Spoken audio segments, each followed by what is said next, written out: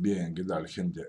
Seguimos con este capítulo eh, número, número noveno, que es la criminología en América Latina. Ya nos metimos en 3 puntos: una introducción, el hombre, en un segundo punto, hombre, control y poder; en un tercer punto, poder mundial, centralización y marginación; y vamos al cuarto punto, titulado importación de teorías positivistas propias de la realidad europea. Hoy lo liquidamos este capítulo, ¿sí? Sociedades proletarias, alejadas de los centros del poder mundial y de la acumulación originaria del capital, con tasas de desempleo incalculables, con economías de cristal, no debían, aunque lo hicieron, simplemente importar teorías criminológicas impracticables en nuestras realidades americanas, pues eran teorías basadas en las necesidades del centro completamente distintas a las que se enfrentaban los hombres de nuestro suelo. A pesar de ello, como se verá, tal importación de discursos se concretó en nuestro país y en todos los países de Latinoamérica, con consecuencias no felices para el hombre americano. Podemos adelantar que, a pesar que el auge del positivismo en América es ya cosa del pasado, aún hoy se encuentran numerosos adeptos al mismo, manteniendo vigencia. Sin embargo, a mediados del siglo XX se produjo en nuestro margen el nacimiento de un movimiento criminológico crítico que quebraría, en semejanza con lo sucedido en Europa, con la irrupción de la criminología crítica, con el paradigma etiológico positivista imperante hasta entonces en América Latina. ¿Sí? El punto 5, desarrollo latinoamericano, evolución histórica, entre paréntesis, de la marginación. Y porque diga histórica no significa que deban salteárselo, ¿sí? La historia de nuestro continente, que generalmente es lo más importante para entender algo. La historia de nuestro continente comienza con una colonización primaria por parte de dos potencias mundiales. Al momento del descubrimiento de América, España y Portugal eran potencias mundiales, que impusieron un sistema de control represivo acorde con las metas que se fueron proponiendo. En un momento posterior, estas potencias europeas perderán la hegemonía del poder, que pasará a otros estados que, a partir de la acumulación originaria del poder centralizado en el poder mundial, en el centro norte europeo, marginando en cierta forma a los países europeos de segunda línea y al mismo tiempo a los territorios coloniales de la época. A este proceso de expansión y descubrimientos, al que se sumaba el crecimiento económico de los países centrales, se adunó todo un discurso teórico de justificación de la marginación. Se adunó todo un discurso teórico de justificación de la marginación, que encontró por entonces un mayor exponente en Hegel, quien no escatimó calificativo para denostar y referirse al hombre americano como un ser subdesarrollado e inferior. El proceso colonizador desplegado por Portugal, además, se valió de cuanto europeo se pudo conseguir, generalmente pertenecientes a las clases más desprovistas, para poder poblar la colonia.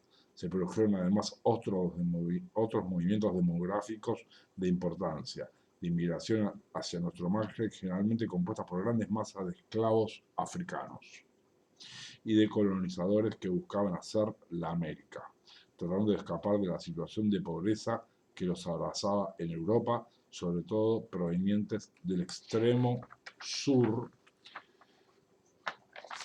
de la península ibérica.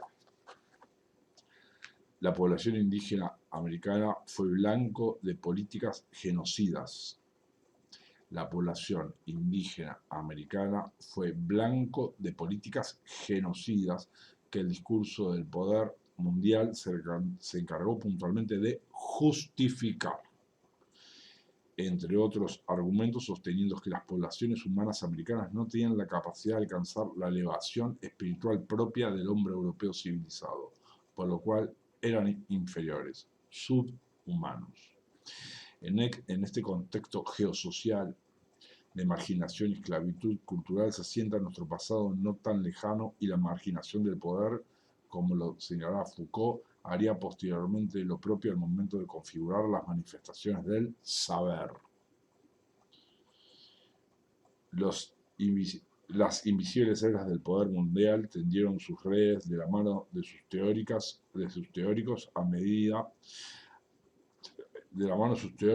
a medida. Siempre existen teóricos a medida. Mucha tela para cortar. Hasta alcanzar los discursos de justificación que conformarían la superestructura ideológica del proceso de marginación mundial que nos tiró al costado del camino de la historia. Me encantó esta expresión. Nos tiró al costado del camino de la historia. Poesía. Nos tiró al costado del camino de la historia.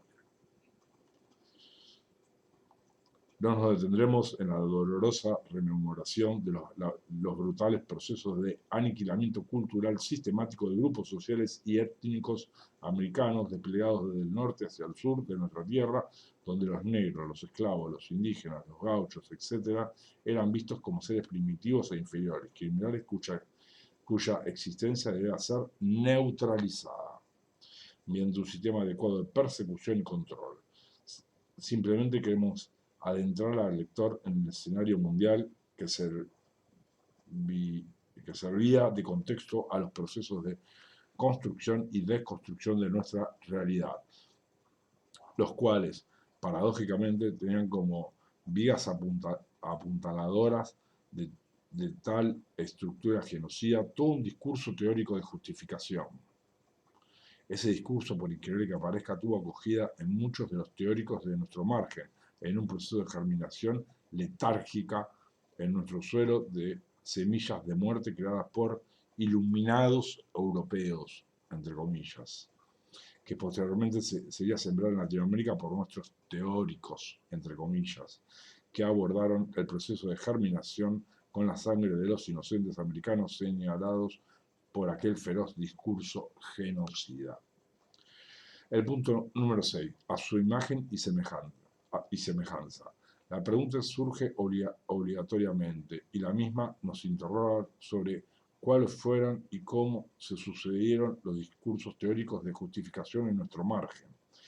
Le adelantamos al lector que el proceso fue muy complejo, que se vistió de formas y modos particulares según los países y momentos que le tocaron vivir a cada uno de ellos, sin perjuicio de lo cual existieron ciertos elementos comunes que nos permiten trazar algunos lineamientos más o menos generales. Así podemos observar que las teorías criminológicas en Latinoamérica se vieron empapadas mayormente de las posturas propias de los teóricos europeos, lo cual se confirmará al analizar la recepción de las distintas teorías en nuestro margen. Nos referiremos primeramente a la recepción de las concepciones liberales propias del contractualismo por parte de las élites criollas en el momento de las revoluciones independencistas americanas. ¿Saben cuál fue el primer país que se independizó en América? Haití. Y posteriormente se analizará el surgimiento y desarrollo del positivismo como teoría criminológica central en los autores americanos. Luego se desarrollará rápidamente el positivismo en nuestro país y finalmente se pondrá el modo en que avanzó la criminología americana hasta llegar al movimiento criminológico crítico que surgió a principios de la década del 70 y que contó con la base de los postulados de la criminología crítica surgida en Europa y que ya fue analizada en el capítulo 6. Punto 7. Contractualismo y disciplinarismo en las élites criollas.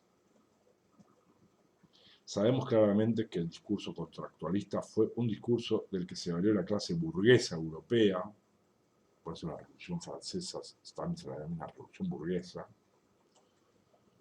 tal vez sea una verdad de para orgullo, pero lo señalo.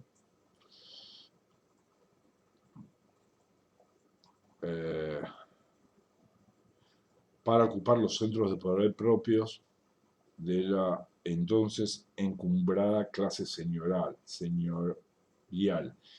y una vez cumplido con el objetivo propuesto, la burguesía se sacudió las superestructuras del discurso liberal contractualista que propugnaba las ideas de igualdad de todos los hombres y se concentró en la tarea de crear un nuevo discurso que legitimara su posición de poder.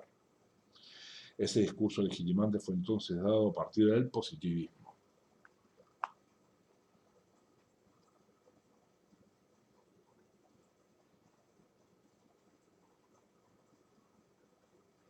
En dos palabras, que el contractualismo, que esto, que lo otro, ocupan el poder.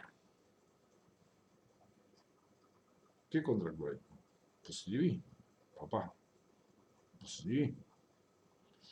De forma similar se sucedieron los aconteceres históricos en nuestro margen, cuando desde la caída de España y Portugal como potencias políticas mundiales se produjo un desplazamiento de los centros de poder que a partir de allí se ubicaría el centro norte de Europa, con Inglaterra a la cabeza.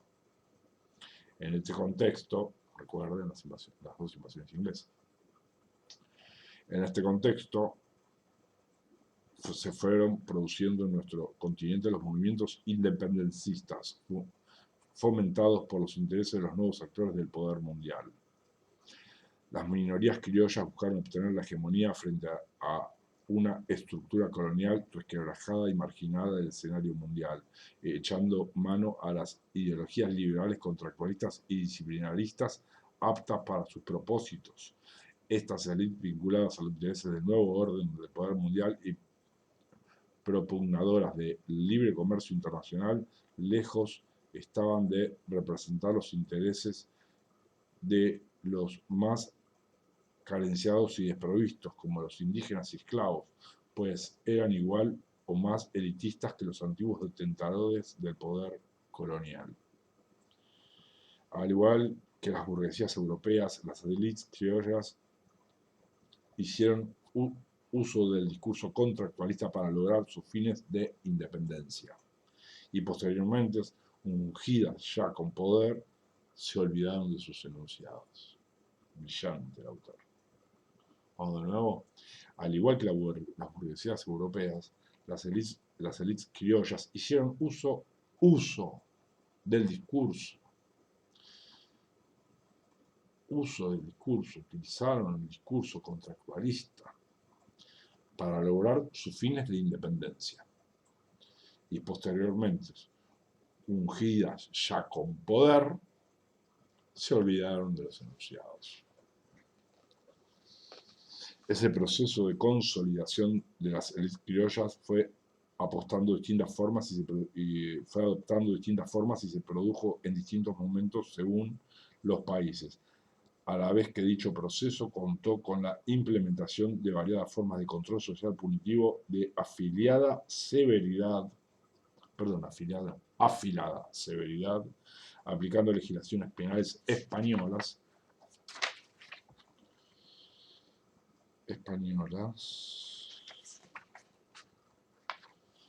y portuguesas en un territorio que nada se compadecía con las realidades que les habían dado vida.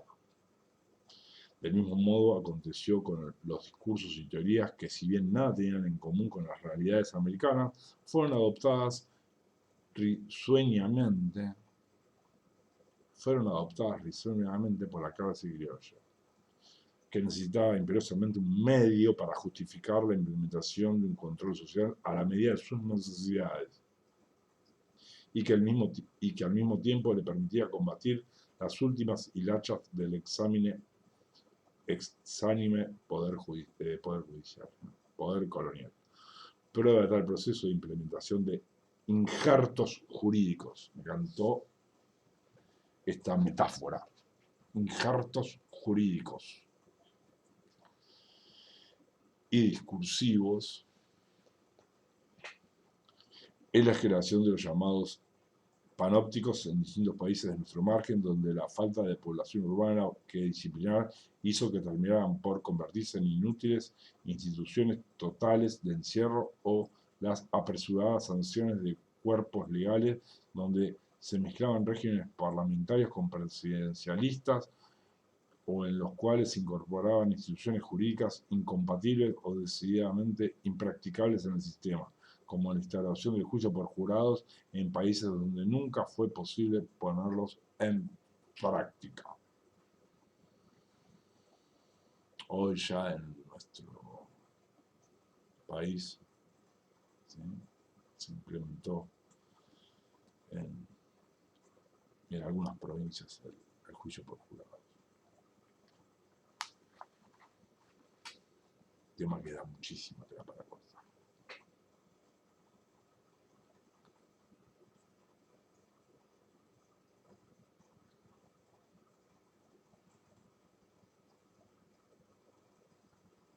El resultado de la recepción del contractualismo en nuestro margen fue muy importante en muchos aspectos, pues posibilitó los movimientos independencistas de Latinoamérica y el reconocimiento de muchos derechos para los entonces habitantes americanos. Sin embargo, también tuvo por resultado crear una escisión inconmensurable entre lo que propugnaban los discursos teóricos y la realidad latinoamericana.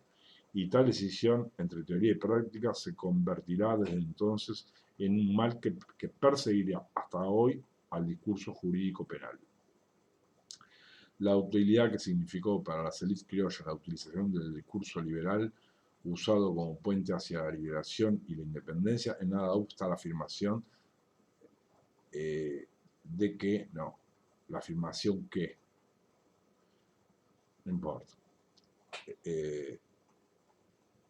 De todas formas, aquel era un discurso europeo que nada tenía que ver con las realidades americanas. Superados los vestigios del poder colonial ante la ausencia del antiguo enemigo, las élites criollas miraron hacia sus costados y observaron por sobre sus hombros a sus nuevos enemigos, los posibles críticos de su posicionamiento de poder. Entonces cambiaron su discurso por otro acorde a las nuevas circunstancias. En forma similar a lo acontecido en Europa, llegó entonces el momento en que los teóricos liberales giraron hacia una postura teórica positivista, dirigida hacia sus hermanos americanos que atentaban contra sus intereses y sueños europeizados. Sueños europeizados. Está poniendo bueno esto, ¿eh?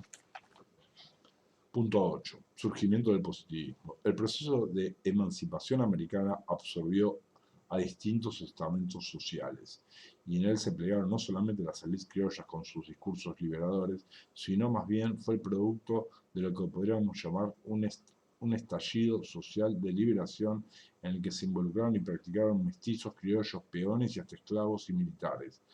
Tal heterogeneidad cultural no fue desconocida por las élites criollas, las cuales vieron en esa abierta participación y actividad social un peligro para sus deseos hegemónicos posteriormente alcanzados.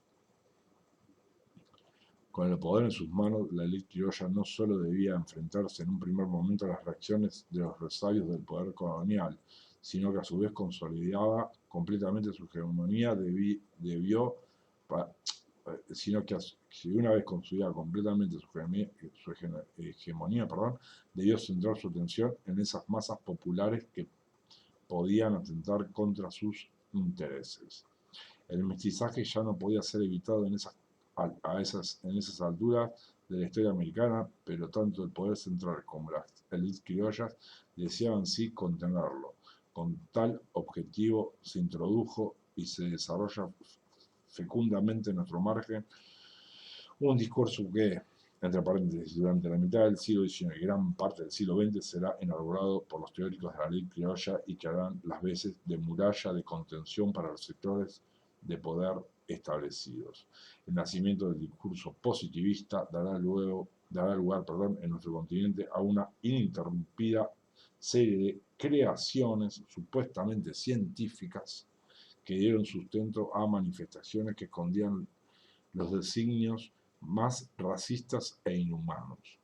Manifestaciones de supuestos teóricos o científicos respetables, entre comillas, cuyas ideas estaban encargadas de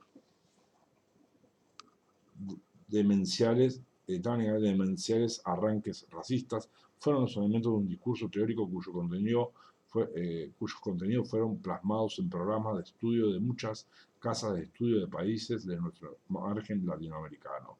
Para Eugenio Zaffaroni, quien analiza detalladamente todos estos acontecimientos, los capítulos de las ciencias racistas latinoamericanas de las oligarquías criollas de esa época pueden clasificarse en 4. El primero dirigida contra los mulatos. El segundo dirigida contra el mestizaje hispano-indio. El tercero dirigido contra el indio y la mayor parte del mestizaje y la mayor parte del mestizaje hispano-indio.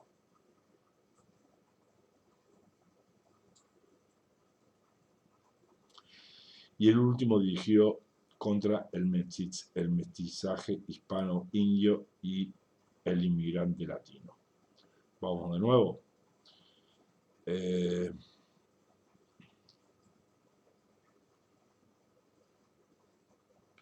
Las ciencias racistas latinoamericanas pueden clasificarse en 4.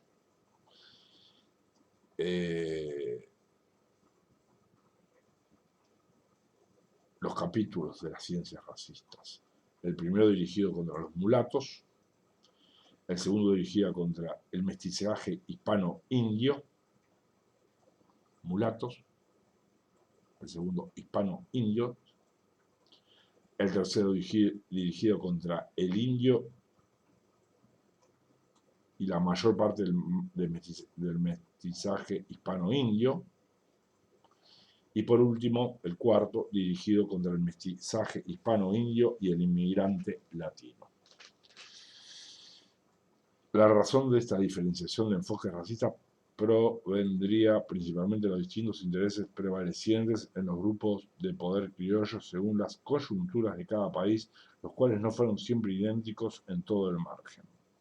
Así puede verse que en países como Brasil, donde se desarrolló un muy alto nivel de incorporación de africanos en su territorio, se generó un proceso de mulatización muy grande que habría provocado la adopción de una gran conciencia nacional de los nuevos actores sociales.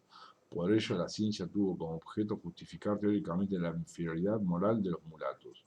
En casos como Argentina, en cambio, las minorías blancas detentadoras del poder buscaban que sus teóricos justificaran la inferioridad del indio, al que había que eliminar, y la degeneración del mestizo, al que había que cambiar por la sangre europea.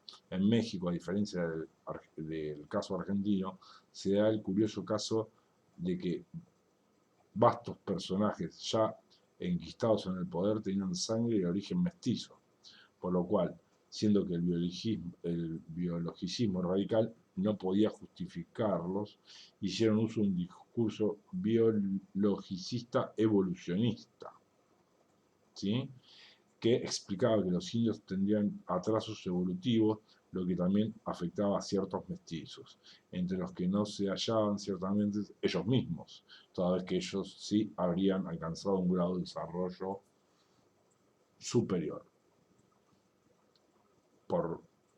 Porfirio Díaz era mestizo. Seguidamente se analizaron las vertientes aludidas en un intento de aproximación a lo que fue el discurso criminológico imperante en esos momentos de la vida de nuestro continente a través de la propia palabra de sus precursores. Punto número 9. Ciencia racista antimulata. Nina Rodríguez, pionera de la criminología brasileña, sostenía que los mestizos de negros, los mestizos de negros, las diversas especies de mulatos, resultan indiscutiblemente muy superiores en inteligencia a los demás mestizos, es decir, a los mestizos indios, pero lo que ganan en inteligencia lo pierden en energía e incluso en moralidad. En el mismo sentido, Euclides de la Cura decía, la mezcla de las más diversas razas resulta en la mayoría de los casos perjudicial. El indoeuropeo, el negro y el guaraní representan etapas sucesivas de la evolución y su cruzamiento constituye un estimulante para la reviviscencia de los atributos de los últimos. De esta forma, el mestizo es casi siempre un desequilibrado, un retrógrado. Así, Oliveira Viana afirma, la mediocridad nativa del negro, quienes viven la misma vida de sus antepasados, satisfechos con su miseria, contentos con su parsimonia e incapaces de realizar de modo espontáneo el más ligero esfuerzo para mejorar su nivel de vida.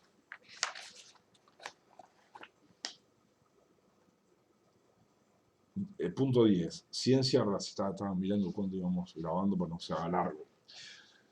Ciencia racista contra el mestizaje hispano-indio. El deseo británico de frenar la amenaza que representaba tanto el indio como el mestizo hispano-indio, entre comillas, gaucho, en el Río de la Plata para el puerto de Buenos Aires, llevó a la creación de una demencial profusión teórica que alcanzaba a Carlos Octavio Bunge, que alcanza en Carlos Octavio Bunge una de las más elocuentes exposiciones en Argentina. Sostenía Bunge que el mestizo tiende a reproducir un tipo de hombre primitivo o por lo menos antiguo y precristiano, a la vez que caracteriza al mestizo como híbridos humanos, que no eran aptos para la reproducción. Caracterizaba a la mulata como la mulata solterona, tan simpática cuando es intelectual y hace de excelente maestra de escuela, produciendo la engañosa sensación de que su raza, si la tuviera firme, sería normalmente apta para el feminismo, y tan repulsiva cuando inintelectual, siempre modistilla, llena su corazón vacío con un fantasioso cualquiera, los íconos del templo o los espíritus parlantes de la mesita de 3 pies. En similar sentido, podemos observar a José Ingenieros, quien justificaba la esclavitud y es usualmente llamado el padre de la criminología argentina. Sostenía que los hombres de raza de color no deben ser política y jurídicamente nuestros iguales. Son ineptos para el ejercicio de la capacidad civil y no deberían considerarse personas en el concepto jurídico, a la vez que sostenía que se los podría proteger para que se extingan agradablemente, facilitando la adaptación provisional de los que por excepción puedan hacerlo. Es necesario ser piadoso con estas piltrafas de carne humana. Es necesario ser piadoso con estas piltrafas de carne humana. Conviene tratarlos bien, por lo menos como las tortugas seculares del Jardín Zoológico de Londres. Recuérdese también a la obra de Sarmiento, Civilización o Barbarie.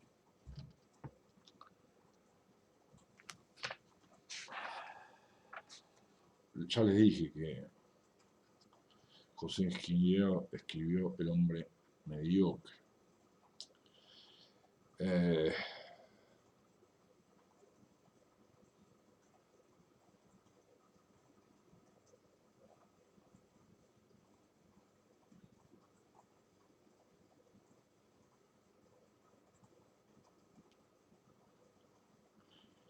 Esto es de ser es necesario ser piadoso con las piltrafas de carne humana, conviene tratarlos bien, por lo menos como me recuerda la actuación de la Iglesia Católica durante la feroz dictadura cívico-militar, la última, en la cual, bueno, se daban a los chicos y los arrojaban al río, digamos, aplicando una suerte de misericordia, ¿no? Eh, para con ellos, lo mismo que la iglesia dijo con los recién nacidos no, ¿sí? Con las criaturas no, y ahí se diseminaron o, eh, los distintos nietos que hoy por hoy se andan buscando, que en su gran mayoría están esperando para salir a la superficie que sus padres adoptivos, podríamos llamarlos así, algunos lo denominarán de otra manera, fallezcan, ¿sí? Así esa salida a la superficie no apareja consecuencias penales hacia quienes lo criaron o la criaron eh, por la relación afectiva. Respecto a eso también tengo algo que contarle respecto a la relación afectiva. 2 minutos. Juicio por jurados.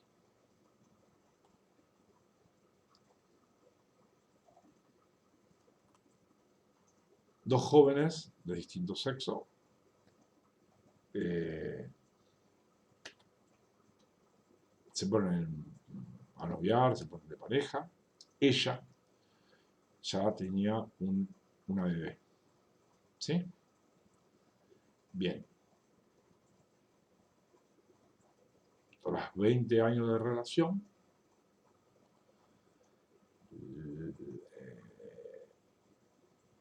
el hombre quedó claro en el debate que se desvivía por la familia y sobre todo por la hija entre comillas, la hijastra, porque se hijastra.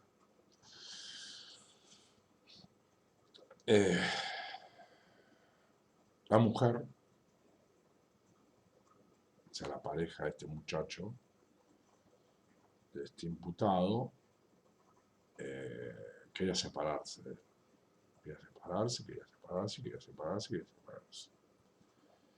Y en una madrugada, este sujeto no tuvo mejor idea que, mientras ella dormía, pegarle martillazos en la cabeza hasta matarla.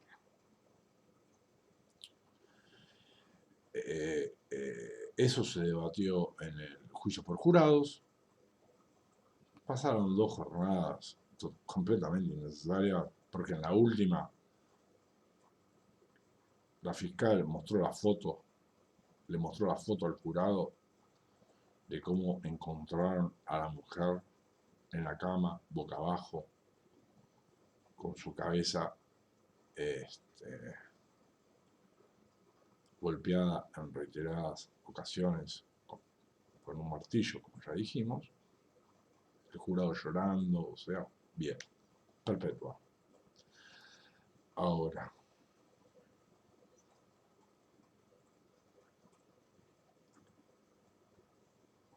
¿quién lo iba a ver durante la prisión preventiva y luego de la condena? A la unidad en la que ese sujeto se encontraba detenido. ¿Quién lo iba a visitar?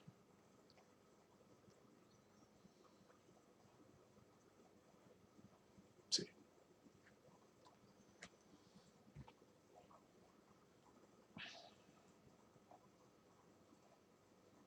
La mente del ser humano, ¿no?